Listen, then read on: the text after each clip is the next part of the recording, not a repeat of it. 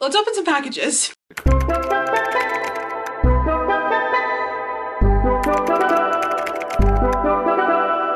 In getting ready for 2024, I have been acquiring a lot of books. They're all books that have either been on a very specific TBR list or they're books that I already planned on getting. The number one comment I get on my TikTok is, why do you buy so many books? Why do you own so many books? Why do you have so many books? My answer to that is I legitimately read almost every single book that I have. I own like maybe 600 books, and this year alone I've read just about 200. I love to own physical copies of all the books I love so that I can loan them out to people and more people can enjoy them. Today I have three things. I have two packages to open and then I have a little Barnes & Noble haul. I have this huge shipment from Book Outlet's Black Friday sale. I have my Book of the Month Club box for this month. And then I have a Barnes & Noble haul. I do work at a Barnes & Noble, so a lot of the times when I have Barnes & Noble stuff, it's like one book on my way out of work. But I went to a much larger Barnes & Noble than the one I work in on my drive home from my grandparents' house this weekend, and it was so exciting to go into a store that wasn't my store and pick out a bunch of books. That whole trip to Barnes & Noble I put on my TikTok. If you don't already follow my TikTok, this is my account. You should definitely go check it out.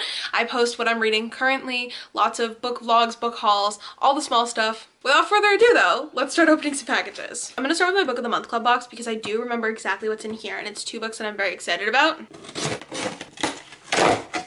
The first one I'm very excited about. Let Us Descend by Jesmyn Ward is the first book I got in my Book of the Month box this month. This is a book that I've been super excited to get to since it came out. And I mean, that's like a gorgeous cover. I cannot wait to get to this. I'm pretty sure that this one is going to end up in my 2024 TBR pile because I do have a pretty good idea of what I'm going to read the end of this year, but this one will definitely be a January 2024 read. Got my little Book of the Month Club bookmark. And I'm going to leave my refer a friend link for Book of the Month Club in the description box. So if you're considering getting a Book of the Month box, you can go through my link. My second book this month was What the River Knows by Isabel Ibinez. I might have said that wrong. If I did, I'm sorry. This is the monthly pick for YA at Barnes & Noble this month, so I've seen a lot of talk about it and I've seen a bunch of people reading it and I got very excited about it. This is another one with a super gorgeous cover. I feel like I've been reading less and less YA lately, so I'm excited to try and read the YA pick for this month. This one I'm definitely going to try and get to this month. Since I work at a Barnes & Noble and it's a pick for this month, I might as well try and read this month rather than save it until 2024. First box done. Alright, moving on to the big box. I'm not gonna lie, I don't totally remember what's in here.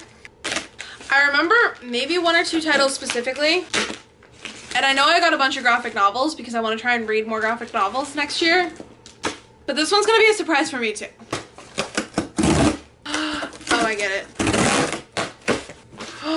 Look at this box of books. If you don't know what Book Outlet is, it's a company that sells overstock of books. So my understanding of it is that publishers sell the extras of a book they have to Book Outlet and you're able to get them for a really, really good deal. Because of Black Friday, I was able to get them for an even better deal. There should be like 10 books in this box. First book I got is We Are Not Like Them by Christine Pride and Joe Piazza. The week this book came out, I want to say more than a year ago at least, I shelved it as want to read on Goodreads and I just have never really gotten to it and I don't know why. It wasn't something on my physical TBR, and for 2023 I was prioritizing my physical TBR to buying new books, even though I definitely still bought a lot of new books. I remember seeing this for a really good price and I was like, it's a sign, I have to get it. I don't even think that I could tell you I know what the book is about, but I know that at one point I really wanted to read it, so hopefully I will enjoy it when I do get to it. Okay, I was very excited about this one. The next one I got is Ghosts by Dolly Alderton. I read and really enjoyed her book Everything I Know About Love, which is a non-fiction book and it's about her experience with girlhood and life and dating, but I've never read her fiction and this book is supposed to be amazing, so I wanted to check it out and I wanted to see what it's all about. Plus, I mean, look at that cover. That's so cute. I'm obsessed with this. Okay, we're getting into some of the graphic novels now. Oh, I do remember this. Okay, I got the graphic novel adaptation of Fahrenheit 451 by Ray Bradbury. Fahrenheit 451 is maybe one of my favorite classics, or at least it's a book that I consider a classic. It was definitely one of the first books I read in school and actually really read and enjoyed. I have flipped through this before at my Barnes & Noble and the illustrations are just gorgeous. Look at those.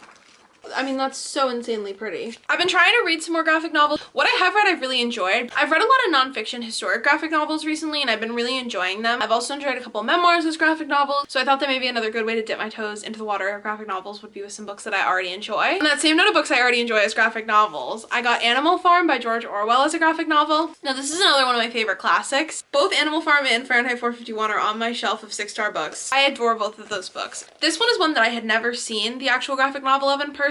Oh, that's cool. I love how different it is from the Fahrenheit 451 one. Then I got Diary of a Misfit by Casey Parks. This was the only one in this order that I'd never even heard of before getting on Book Outlet to place this order. I knew literally nothing about this book. While I was searching, I was like, let me just type LGBTQ into the search bar, see if anything comes up. I love looking for titles that I've maybe never seen before, especially where so much of what I do on TikTok is promoting queer literature. I love to see if there's titles I can find places that maybe I wouldn't have found otherwise. And this might be like a super popular title that I just missed and didn't know about. I have no idea. But I saw it and I read the description for it and I was like, oh, that sounds interesting. It's a memoir. I've been trying to read more more memoirs. We'll see how I feel about this. I'm sure I will end up reviewing it on TikTok. And for all these books that I read, I do post my opinions as I'm reading them. Always on my Goodreads, which is linked in the description box down below. And sometimes on my Instagram, if it's a 10 out of 10 standout book, it will definitely end up on my Instagram story. I got a couple more graphic novels, and then I have a couple more YA titles. Okay, I'm excited about this. I got Gallant by V.E. Schwab. Now, I had never read V.E. Schwab before this year. Recently, I buddy read The Invisible Life of Addie LaRue with my friend Nikki over on TikTok. We both absolutely adored that book, and the general consensus after we finished it was yes. Both of us are gonna go read all of V.E. Schwab's backlist. Now, because I did a couple other big fantasy authors and I tried to get through all of their works this year, I did not have time to fit V.E. Schwab into 2023. So even though I read one of her books this year, I'm saving the entire rest of her catalog for next year, but I am gonna try and get through all of it in 2024. So I saw this one on the website and I thought it was worth picking up. I honestly don't know a whole lot about the plot, but I just absolutely love V.E. Schwab's writing style and I'm excited to read anything she writes. Then I got American Born Chinese by Jean Lang. Like I said, I've been really getting into some of the historical fiction and true historical graphic novels. I think that it's a really interesting way to consume nonfiction and consume historical fiction, which are both things that I don't always read a ton of. This was one that I'd flipped through at work and considered getting, so when I saw it on the website, I had to get it. Look at some of that art. I mean, I just think that some of these graphic novels are so pretty. Then I got Squire by Sarah Alfgee and Nadia Shamas. I checked on TikTok to see if there was pronunciations for either of those names. I think I said them as close to correct as possible, but if I said them wrong, I'm sorry. I've been trying to find more Palestinian authors to read recently, and this was a book that was highly recommended to me on TikTok, and again, it fits into my graphic novel thing that I Okay guys, sorry, my camera died and then my backup battery wasn't working, so I had to take a little break from filming, but I'm back. I don't exactly remember where I left off, but I know I was talking about this book. Squire is definitely going to be my next read after I finish the book that I'm currently reading, now that I have a copy of this. Okay, we still got a couple more things in this box. Okay, the next one is Lowkey, kind of a controversial one. I got Light Lark by Alex Astor. I ordered this book after only seeing the author on TikTok, really liking her vibe, being like, okay, that's cool, she's got a new book coming out next week. I thought that I would get this, read this, enjoy this, probably read the second one. I know it's out in hardcover. I ordered this online so that I could get the hardcover for cheap and then I could buy the sequel and read it right after. We all know that I'm not gonna have a paperback of the first and buy a hardcover of the second. As soon as I ordered this though, I was talking about it with my friend Liana and she was telling me about how like some people kind of hate this book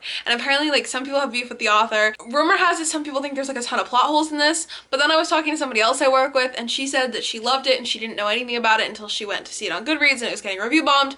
So I've heard both sides of it. I've heard that I might love it. I've heard that I might hate it, but either way, I want to read it. I want to give it a very fair shot, and if I do like it, I will definitely end up reading the second one. Personally, I thought it seemed exciting. I really liked her on the Kelly Clarkson show, and it looks like a very quick read, at least for me. Okay, then I have one more graphic novel. I got The Best We Could Do by Tai Bao. This one I was reorganizing the graphic novel section at work, and it really stood out to me because it was gorgeous. The illustrations in this are all hues of orange, and I'm just obsessed with it. And I was like, oh, I'm gonna get it at some point. I'll get to it, maybe next year. Somebody I know kind of randomly read it and her review on Goodreads of it was really, really good. So I was like, okay, well now I have to read it. Then I got I Am Not Your Perfect Mexican Daughter by Erica Sanchez. This is not a book that I've seen a lot of people talking about online, but everything I've seen about it has been so positive. The description of it on the back is super exciting to me. It's another YA title. I've been trying to read some more YA titles. I don't know, it seemed like the perfect read for the end of the year. So I think that this is definitely gonna be on my 10 before the end list. All right, we finally emptied this box out. We have one last haul. I stopped at Barnes & Noble on the way home from my grandparents' house today. It's always exciting to go to a Barnes & Noble that's not my Barnes & Noble, as much as I love the store I work at. All right, we'll start with, I got a box set with both of the Aristotle and Dante books. I have been so excited to read these, especially since the movie just came out. I really want to see the movie at some point. I will not see the movie until I've read the books. And this box set actually costs less than buying both the books individually. And then I got Emily Wilde's Encyclopedia of Fairy by Heather Fauchet. Fauchet? I don't know how to say her name. This is a speculative fiction pick for Barnes & Noble this month. And I mean, like, look at that cover. She's gorge. I don't know, everything about this was exciting to me. I've really started to enjoy like little magical fantasy books. I honestly don't know a whole lot about the plot, but it matches the vibes of the fantasy I've been enjoying. And I buy my fantasy books based off vibes alone. Then I got Queenie by Candace Carty Williams. When this book was first out in hardcover, I feel like I was hearing about it over and over and over and over again. And it's one that I know that I'm gonna annotate. I am not someone who annotates all their books. I am not one of those book talk girlies who has 85 bazillion tabs in every single one of their books. No shade, that's just not my thing. But this was one that I felt like from everything I knew about it, I was probably gonna want to end up writing in it, and I hate writing in my hardcovers. So I'd been waiting for it to come out in paperback, and we didn't get it in my store in paperback, so I saw it and I was like, okay, it's finally time to get this book. This will definitely be an early 2024 read for me. We are finally at the last book. The last book I picked up was Roxy by Neil and Jared Shusterman. I have been reading Scythe, which I know I'm so late to, but I finally got to reading Scythe and I'm obsessed with it. I'm getting through that whole series, but I like to take breaks in between every book in a series. I will definitely have it finished by the end of the year. But as I've been getting through it, I have realized that I'm absolutely obsessed with Neil Shusterman. I think he is such a talented author. And now I'm so excited to get into this book, and then he has another series of backlist and I cannot wait to get into all of it. I saw this one today though, and as soon as I read the back, I was like, I need this book. I'm not usually into like sci-fi type stuff. I think because Scythe is very dystopian, it worked for me. I do like dystopian books. I love that his books read like sci-fi or like fantasy, but they're about something that's very real and relevant to like our current world, and I think that that makes them more digestible for me. This one is about addiction. It's about the opioid epidemic from my understanding, but I can't wait to get to this one. This is my box with all of my books that I have acquired in the last like week. I gotta get this back on my shelves. But if you want to see more of me every single day, you can check out my TikTok. If you want to keep up with what I'm currently reading, or you want to get book suggestions from some of my favorite past reads, you can check out my Goodreads. It's linked in the description box down below. I will see you next week.